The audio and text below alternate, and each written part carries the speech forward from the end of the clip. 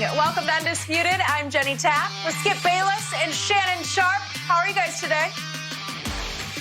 I'm doing wonderful, Jenny. How are you today? Hey, Skip. You know, Jenny, I'm doing wonderful today because as long as I get to talk about my Dallas Cowboys who are back in the saddle and Kevin Durant may be coming back pretty soon as the best player on the planet and Michael Jordan, the obvious GOAT, I am great.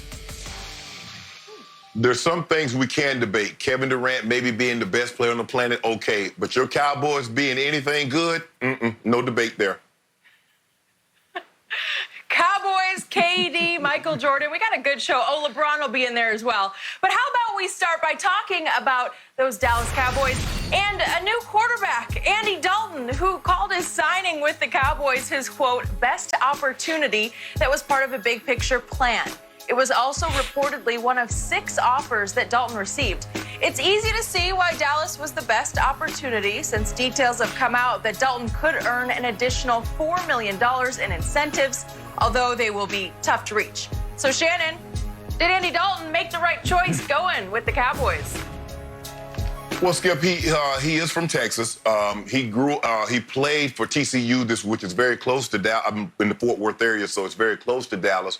And so I think the thing for him is that it does give him an opportunity. Now, Skip, this is a blessing and a curse because I think the thing is that he's not going to get an opportunity to play a lot. So basically, he's going to have to base moving forward on his past resume. It's hard for you to deduce that, oh, yeah, Andy Dalton is the guy that we really need, considering there's a chance he doesn't get an opportunity to play. But I can understand why he would come to Dallas, given the pieces that they have around, especially offensively. Have a very talented offensive line, have a running back that's top 5 every year in rushing. 2 of his first 4 years, he led the league in rushing. You have 2 guys outside. You take a receiver in the first round. So they're loaded offensively. You could understand if something were to happen to Dak, he gets an opportunity to go in. You can understand and you can see he just might even flourish considering what he was in Cincinnati early in his career when he had A.J. Green, Tyler Boyd was healthy, and so forth and so on, Skip. So I get it.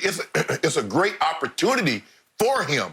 Now, that being said, it also is an opportunity for him to get exposed. He goes there. He doesn't play as well as he thinks he's going to play or people think he can play given the set of circumstances. And then people look like, well, if you can't do what you used to do with all that talent, what good are you going to do coming to my football team? So, Skip, I think it's a great opportunity, and I just don't know how much he's going to be able to showcase. It's like, you know, Skip, you don't know how well a car works if someone never cranks it up and drive it. It might look good just sitting in the driveway, but for all we know, it doesn't even have a motor. So if Andy Dalton gets an opportunity to play, then I think it can highlight and says, okay, yeah, this was really, really great opportunity for me. By the way, right now, my car looks really, really good in the driveway, but I don't even know if it has a motor because I don't even start it up. Yeah. Yeah, exactly. Back to Andy Dalton. This is one of the weirdest stories I've ever encountered. Completely inexplicable. And for all those years that Andy Dalton was in Cincinnati, he was maybe the most boring quarterback in pro football, and I didn't care about Andy Dalton.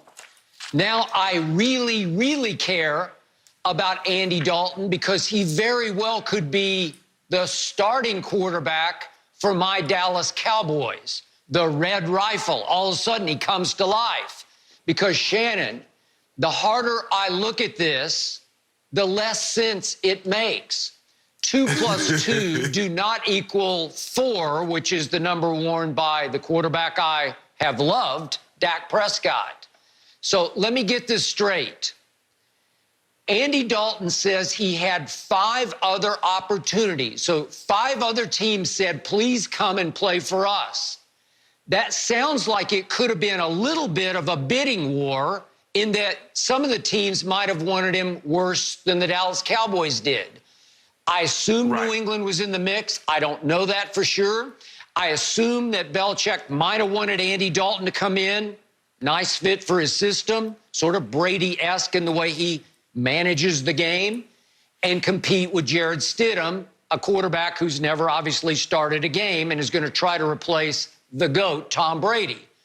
I assume Jacksonville was in the mix because his former coordinator in Cincinnati, Jay Gruden, is obviously now in Jacksonville.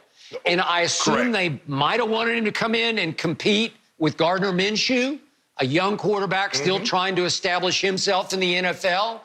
I remind everybody, Andy Dalton in his first 5 years in Cincinnati averaged winning 10 games. Averaged.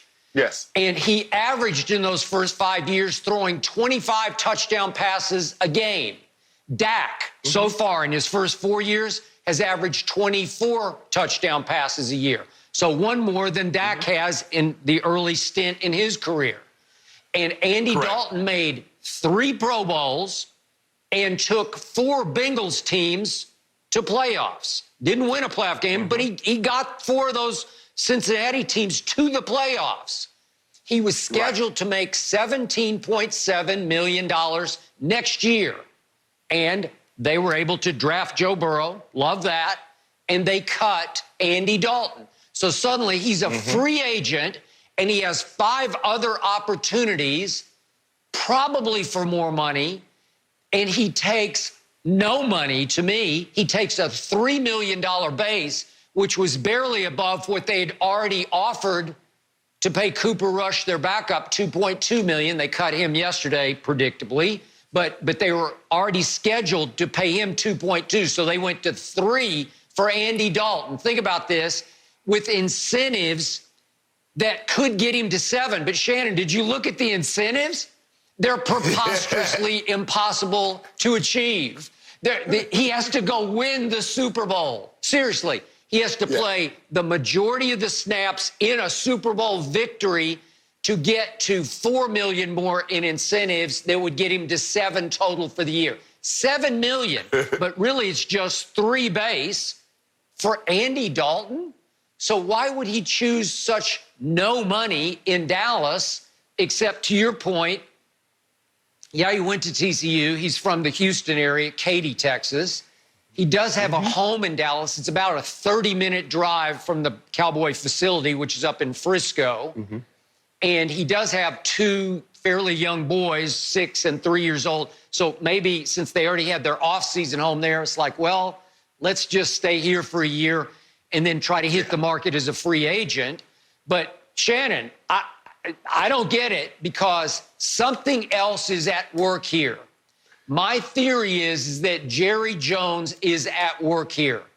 And we're going to do a topic later in which we're going to talk about the comments that Michael Irvin made about Jerry Jones on Dallas radio 2 days ago. And I'm just going to hit them quickly, and we'll get to the depth of them later in the show. But Michael's point was he was advising CeeDee Lamb on how to deal with Jerry. And he said, Jerry didn't become a billionaire not being very persuasive. Jerry's one of the greatest dudes in the world to play for. But boy, when Jerry gets something in his head, he gets running with it. Trust me, he can be very persuasive. I believe he got into the ear of Andy Dalton, and he said, hey, we have hit a crisis point with Dak Prescott. I believe that somehow, some way, Jerry all but promised Andy Dalton he was going to get some playing time this year in Dallas with that explosive offense. Because all of Andy's comments were how happy he is to be able to play for Mike McCarthy, to learn under a guy who coached Montana and Favre, Aaron Rodgers, and how he said, I wanted an opportunity to win. Well, again, he's talking like he might get a shot to actually play quarterback for this team. Right. Shannon, I've told you, my greatest fear is that Jerry Jones has decided his negotiation with Dak and the new agent has gone completely south, that all of a sudden Jerry is to the point. Remember, when he reaches that point of no return, as he did once upon a time with Jimmy Johnson as head coach, he just goes over the edge. Nobody has a quicker temper or a longer fuse. It takes a long time for the temper to go, but when it goes, Shannon, it just explodes. I have witnessed it detonate. And when Jerry detonates, It's over, man. He doesn't care who you are or what value you have. He just moves on to the next. And it's starting to feel like he's very happy to have a shot at Andy Dalton and that his